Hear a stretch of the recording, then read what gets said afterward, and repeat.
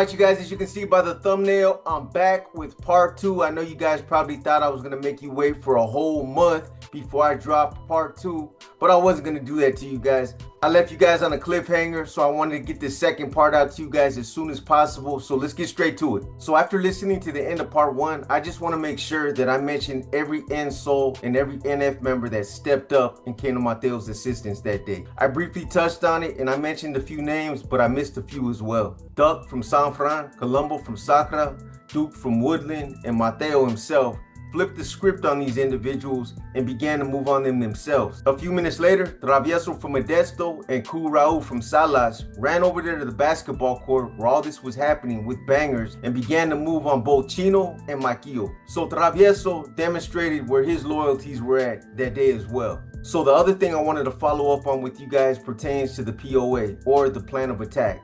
I laid out how it was all formulated and I told you guys what everyone's role was supposed to be. And again, this was all based on a plan of attack that these guys formulated. This wasn't anything that I made up, assumed, or embellished. And to prove that to you guys, I'm going to show you the actual POA that was documented from a debrief. And I'll just say this, if you put 2 and 2 together and you read between the lines, you should be able to figure out who this debrief came from. So now with that said, let me pick back up where I left off on part 1. So at this point, BJ and Demon assembled a squad of individuals whom they trusted, and they began making preparations to move on Conejo and Chuco. They began making all the preparations to put this in motion. However, the next obstacle that they would encounter was getting an adequate weapon to carry out this assignment. Not a flimsy piece of metal that would break flesh or bend, but instead a bone crusher that would neutralize the target and get the job done.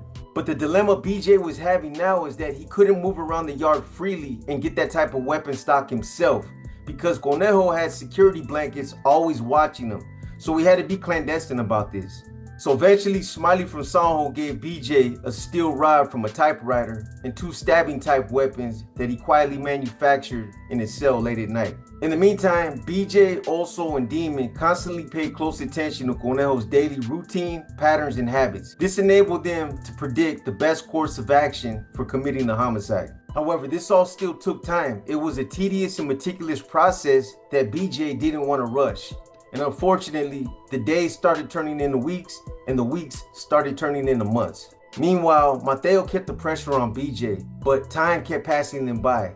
And at one point, Mateo even began to question whether or not BJ was getting cold feet. You know, honestly, I understand both sides of this, because BJ, he definitely had his hands full. And if he was going to get this done right, he had to follow a process. And unfortunately, that's just the way it was. If he rushed, he would be more prone to making mistakes, and he didn't want that to happen. But from Mateo's perspective, time was of the essence. And the longer this took, the more possibility of this getting leaked out or breached increasingly became more of a pressing reality. Not only that, but the federal faction was also putting pressure on Mateo to get this done. And I'm sure Mateo probably felt like he had the weight of the entire movement on his shoulders, which he did.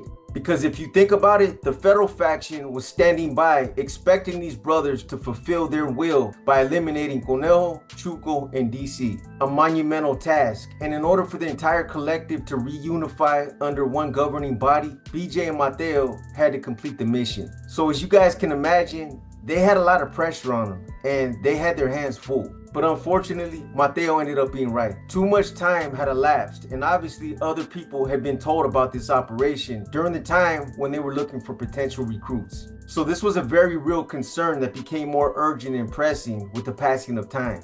And again, unfortunately, the exact thing that Mateo was trying to avoid from happening ended up happening, because somebody else that knew about the assignment ended up betraying them. Somebody that was loyal to Conejo. Because at that point, communications were sent to Pleasant Valley where Mateo was at to have him removed. Conejo authorizes the green light for what's said to be an act of treason, basically for plotting against the state faction's leadership. So at that point, a squad's assembled under the direction of Chino from Oakland and Maquillo from Sanjo to hit Mateo. However, in the true spirit of La Señora, every C on that yard and numerous good N-Souls came to Mateo's defense and basically intercepted Chino and his squad. Duck and all the others that made a pact and agreed to follow suit and take out the state's self-appointed leadership had Mateo's back to the fullest. And the way that this was described to me, nobody seen this coming. These guys were like deer that had been caught in the headlight. Chino and the squad of end souls that he selected to assist him with hitting Matt were intercepted and butchered, especially Chino.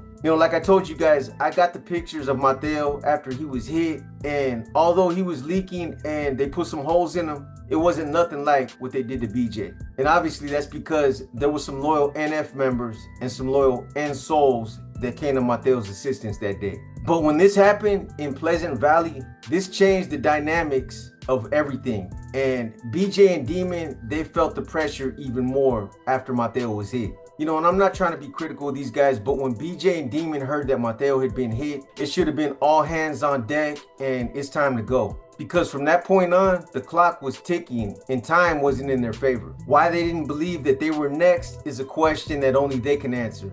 But I would have felt like my team had just been moved on, so it's time to go. I mean, straight up, the only way I know how to describe it is by saying I would have felt like I would have been a huge target out there, and that the longer I would have stayed out there, the more I ran a risk of being hit myself. I mean, from that point on, why wait around? Why wait until somebody gets the drop on you? I mean, Baby Joker even said this himself. In one of our past phone calls, he said that everything changed on the yard after Mateo got hit. He said that all the guys that offered to go with them to take out Cornell, DC, and Chuco, they all started to pull back and they all started to act like they were second guessing themselves. And I know BJ's a smart dude, and I know he's seen everything that was happening out there on the yard, but him and Demon waited another 2 whole weeks, and during that time, they didn't take any steps towards expediting this. It's almost like they sat around waiting for these guys to make the move.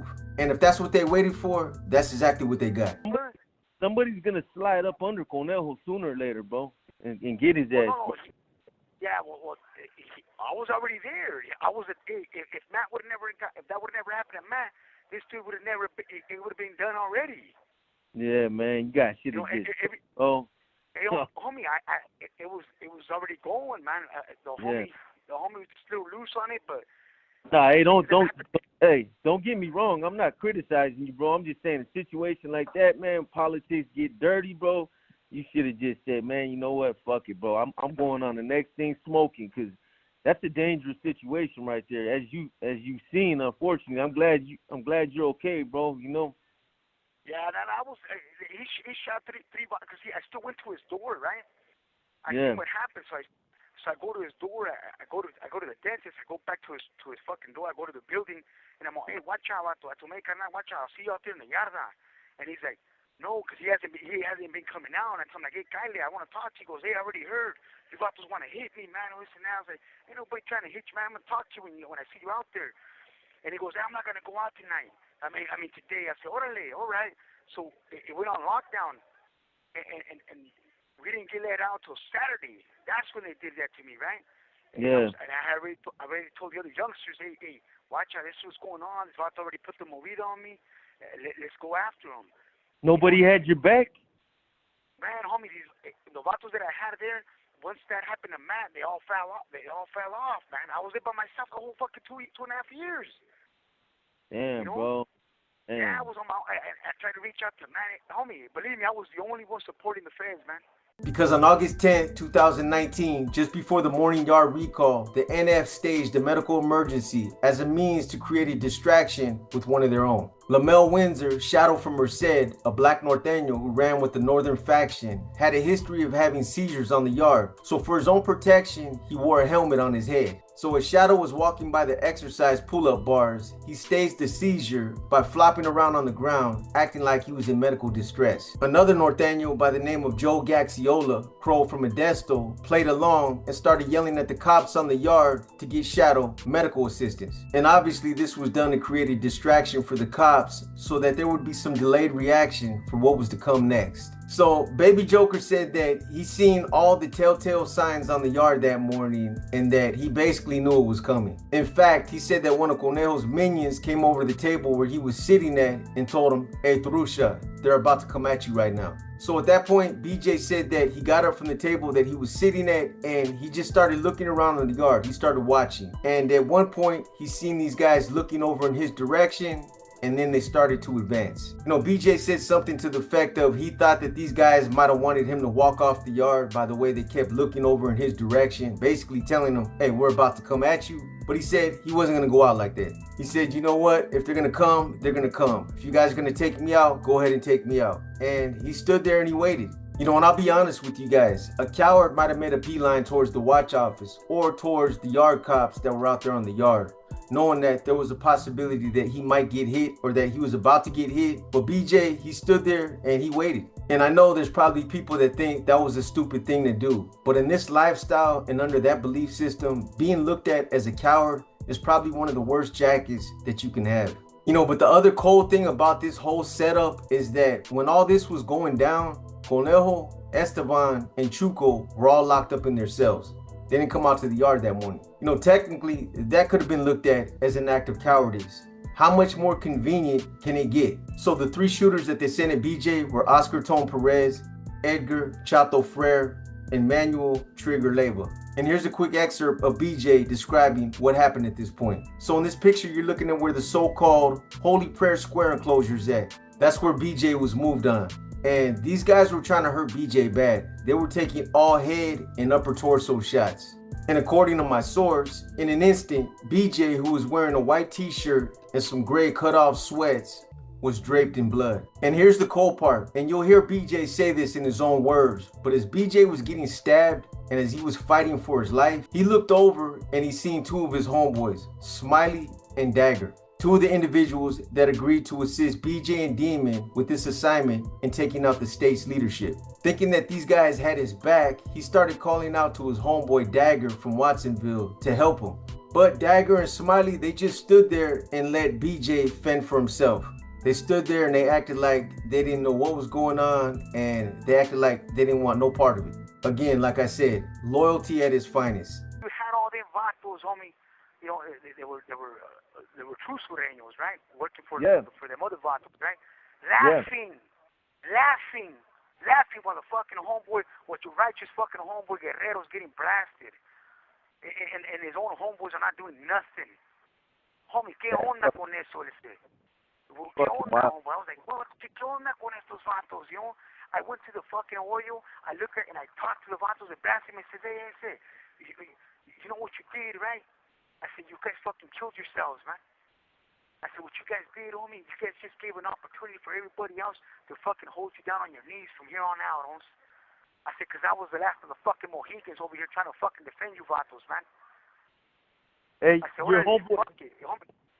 Huh? hey, your homeboy Herb, or your primo, Herb, he said he sends his love to you, and somebody named Juju.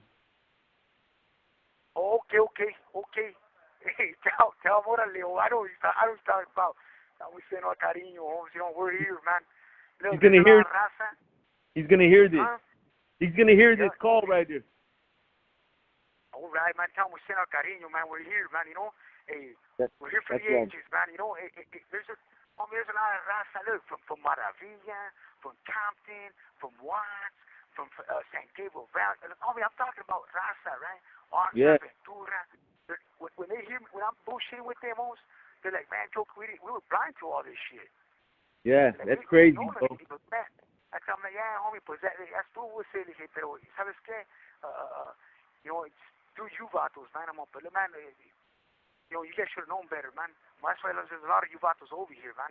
I'm on, pero, hey, I'm on, hopefully, man, you guys enlighten your gente. I'm on, quit being blind to the true facts of life, man. You know, true facts of history, right? Pero, hey, at the end of the day, man, you know what? Them vatos, they destroyed something, man. They destroyed a people, man. You know, they did. They want to subjugate them to shit that the raza's not accustomed to, homes. You know, and force them to do shit, homes. I mean, like, hey, homie, we don't force our gente, homes. We don't push our people like that. I mean, that's called greed, homes. Son avariciosos, homes. You know, and that's why everybody that try to speak up, that's why they threw that ley mordaza. And I keep saying that because that's a gag, homie. They gagged all the homeboys that wanted to say something. They gagged them, homies. Say, you say something, we're coming after you. You know, who does that shit? Yeah, renegade.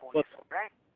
Yeah. Fucking renegades do that. Bandidos. Bandits, Who thrive on the hard work of those that make sacrifices. I mean, hey, it's that's good to why hear. It's good to hear that it's good to hear, man, that there's a lot of good gente from down south, bro. From up north all the way down south, bro. You know. Hey, if you talk to him, watch out. When Narcos was out on the linea, he had gente from, like I told you, from Pomona, San Diego, even Ventura, working for him. So why would these vatos trip if they're working for their homeboy? If they're allegedly all one raza, right? Why would they trip? You know, yes, that's another thing I told them vatos. They wait, so why can't we go establish something down there, and they can? Charlie. I'm like, no, it don't work that way. But see, that was just these vatos selling out, homie, being greedy, trying to fatten up their pockets. Ask all them homeboys on the líneas, hey, how much feria do they put on your libros? How much feria do you have? Yeah. You know, how much feria have you made? Ask them vatos, homie. You know, and they should ask themselves that. You know, and those that fucking sold out, and those that sold out and saw me getting fucking hit, fucking 50-some fucking times. Hey, you know what? They should slap themselves, man. They should fucking slap themselves, say, man, for fucking being cowards, Zones. Yeah, most definitely, bro. So this guy that you're talking about from Watsonville, that's Mateo's co-defendant. So he sold Mateo out too. Yeah, homie. You know, this dude, man. So Matt gets blasted. He's over here. Oh, if he comes here to the yard, you know, I said, yeah, secure the homeboy, you know. And I'm over here fucking talking to him like if I knew him from the neighborhood, right? Oh, man, this dude's over here fucking telling these other dudes, hey, Joker speaking like this. In other words to them, subversive, right? To what they had going. And I was like, hey, it just dawned on me like, what are they? You know, everybody's stripping out all of a sudden. You know, like, what? You're putting this out. So a day prior, a couple days prior, I'm like, hey, let me get DC's number, man. Let me talk to him because I got this letter to show him. And that letter said, you know, Conejo and a couple other C's being greedy, and the Conejo and all them were not to be holding any positions, and for him to see the true facts, you know. And so they're like, oh, as soon as I did that, and I told me, watch out, this is the letra. I'm coming forward. This is what's going on. And they're like, oh, Charlie. You know, the very next day, homies, if they would have ran Yarda, well, they would have moved on me, right? You have 60 seconds remaining. They didn't run it. They didn't run it till fucking till the following weekend. Right. But by then, homie, the fuckers were already lurking, homies, and I was like, oh, fuck it, give me your best shot, man. Shoot your shot, you know. Yes, sir. That was the thing, homies. Pero it's all good, man. You know what? To all them righteous homeboys, they know what I'm talking about. To all them vatos that let me down I talked about, they know what the fuck I'm talking about. This call and your telephone number will be monitored and recorded. They know what the fuck, and they know what time it was, homie. You know, and I told them, like, nah, you're gonna have to fucking get me out. As the cops were responding to this incident with BJ, simultaneously, another scuffle erupted on the other side of the yard by the urinals. Two more end souls also had bone crushers and were trying to take Demon out. The two shooters were Nicholas Grinch Young and Steven Cinco Aguilar. Demon was also in a serious fight for his life. In this picture, if you look across the yard at this light pole adjacent to the basketball court, that's where Demon was hit. And they were also hitting Demon in the head and in the upper body. So as more cops began flooding the yard responding to these two incidents, they began using tear gas and pepper spray. And after hitting these guys with the super soaker and spraying them for a few minutes, eventually they were able to get both incidents under control. And at that point, medical assistance was called for BJ, Demon, and Shadow, the guy who created a distraction by faking a seizure. You know, I'll be honest with you guys, BJ was lucky because he almost lost his life that day. I didn't know how serious he had been hit until I seen the pictures. And even my source said that the three shooters that were hitting BJ, once they got him on the ground, they were basically standing over him, taking turns hitting him. You know, they butchered him pretty bad that day. Medical staff counted more than 37 stab wounds. And the only reason why he survived is because they got there as fast as they did. Which kind of makes you wonder, how come they didn't get there that fast for Little Man? You know, again, I got the pictures, so just trust me. I know what I'm talking about. And I'll just say this. If they would have took another minute, maybe even 45 seconds, Baby Joker would have been done. You know, and don't even ask, there's no question about the fact that YouTube will not let me show these pictures. They're too graphic and there's too much blood. BJ's literally covered in blood. You know, like I said, originally he was wearing a white t-shirt and some gray cutoff sweats, but now they were both soaked in blood. He also had gauze that was wrapped all the way around his head, and that was soaked in blood.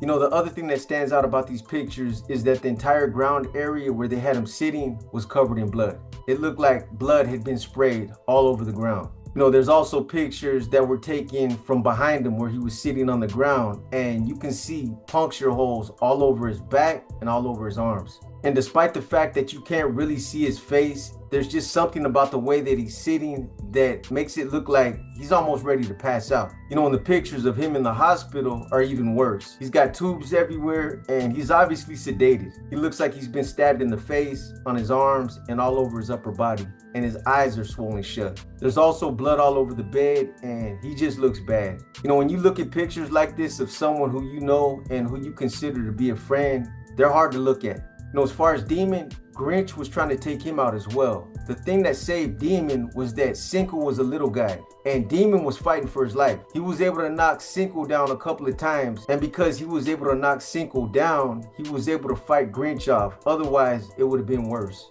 You know, Demon definitely had some holes in him and he was leaking, but it was nothing like BJ.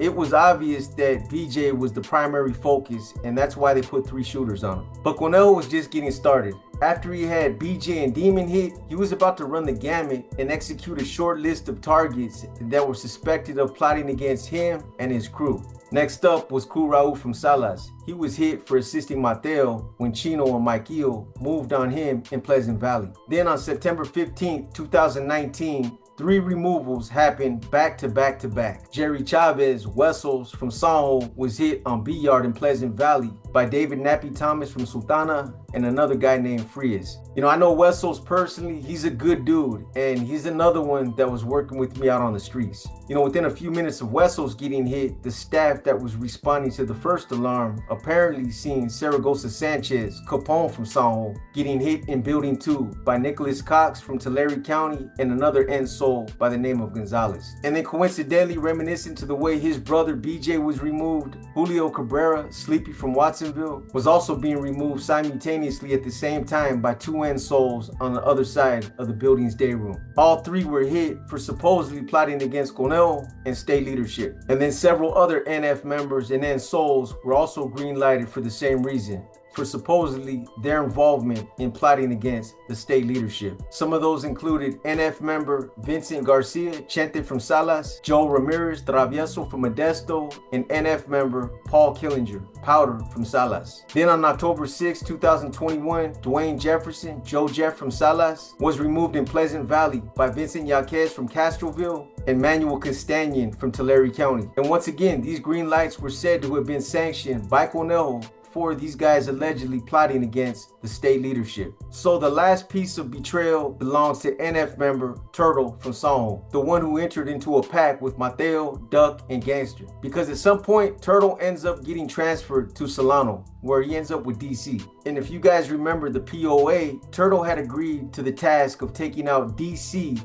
along with somebody else of his choosing. However, when Turtle got transferred to Solano and he landed on the yard with DC, he switched up and he forgot all about the pact that he made with Mateo, Gangster, and Duck. Him and DC became best friends. So while all this betrayal and cutthroat politics were systematically playing out within the California state prison system, the federal government was making plans by flipping the script on the entire state faction, who obviously had mustered up a lot of courage. After hijacking California, rewriting the rules, and basically telling the federal faction that some of them were no good and had nothing coming, the federal government unsealed Operation Quiet Storm, a federal indictment charging 55 NF members and associates with 17 charging documents, including 14 indictments and 7 criminal complaints. And the feds, they had jokes. Not only did they unseal it on September 16, 2021, the day that Nuestra Familia recognized and celebrated its anniversary, which was kind of like taking a kidney shot, but they also knew that the bigger part of this indictment would all but guarantee that all these guys from the state and federal federal factions would all be placed on some of these federal FCIs together to deal with all this bickering and infighting that they had been openly airing out. Here's a quick fact that I'm sure a lot of people don't know about. Do you guys remember Operation Pelican Drop,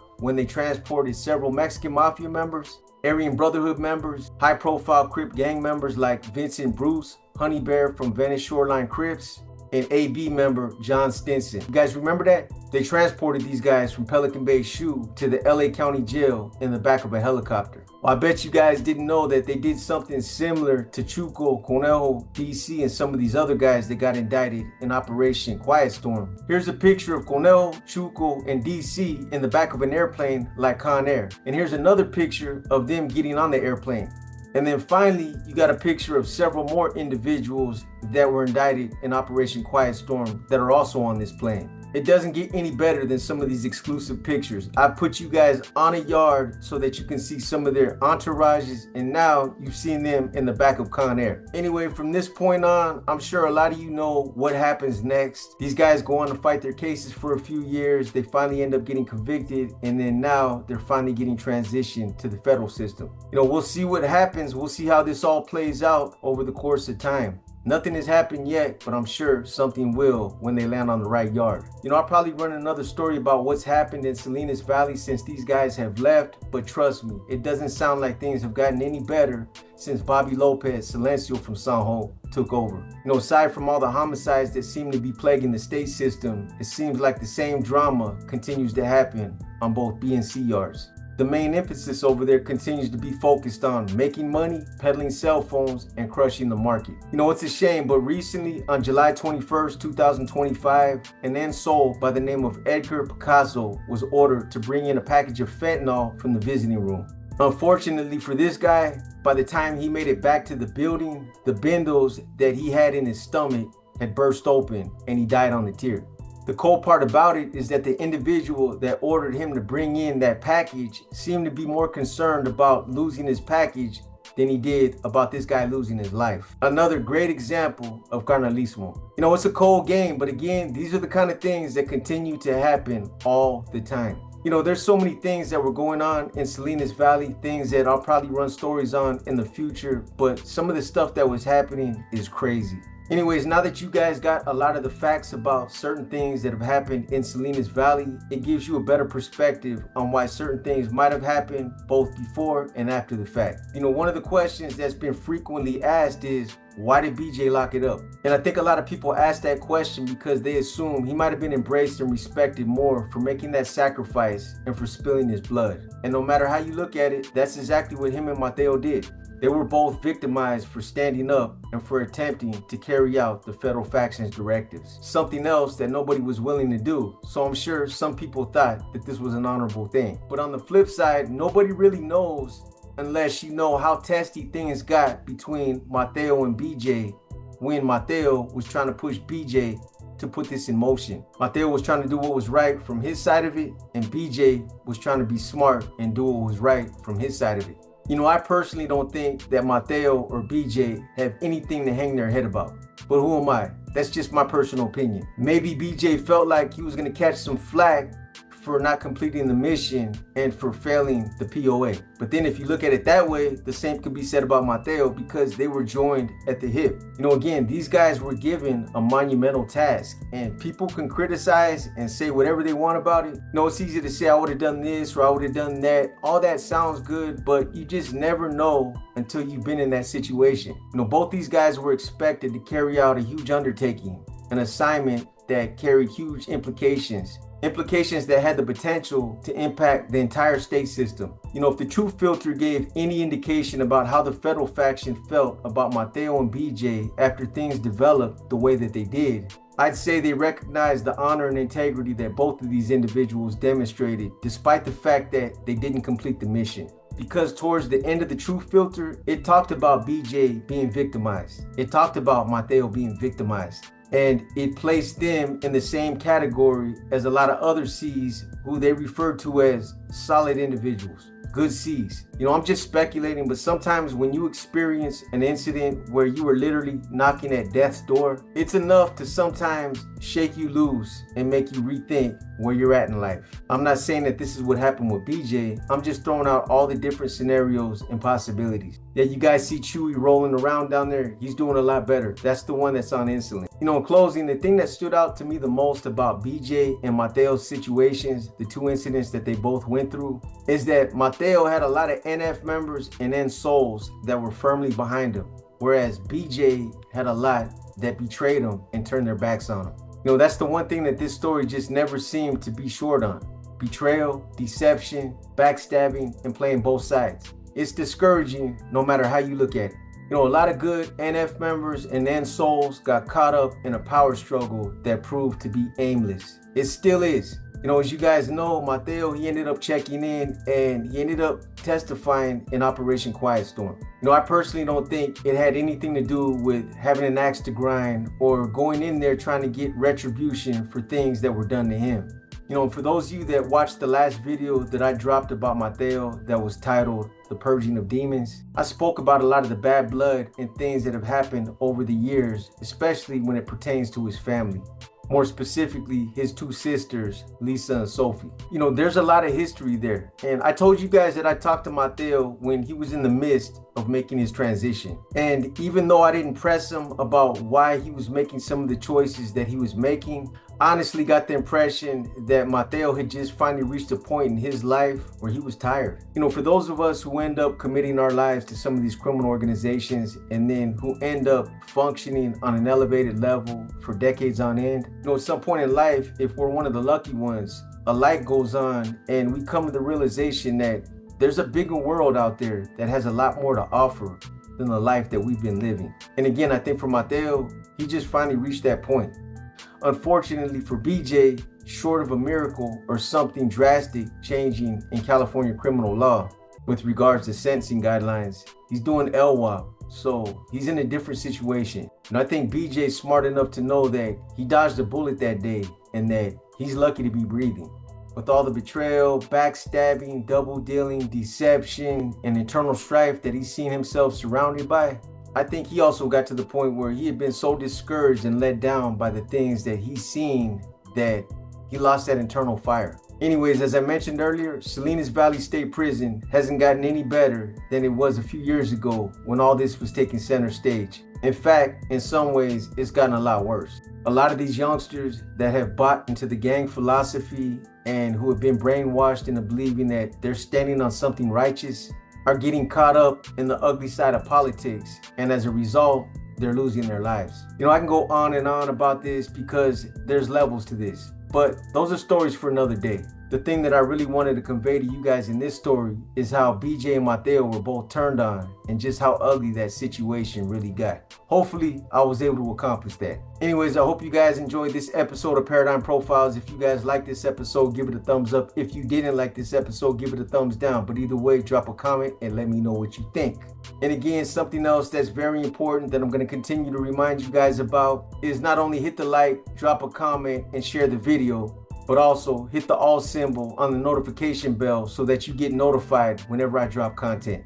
So with that being said, as always, I just want to thank you guys for continuing to show your unwavering loyalty and also for just continuing to tap into the channel. In the meantime, you guys enjoy the rest of your day. Keep pushing that positivity. And until the next one, this is your boy B, and I'm gone.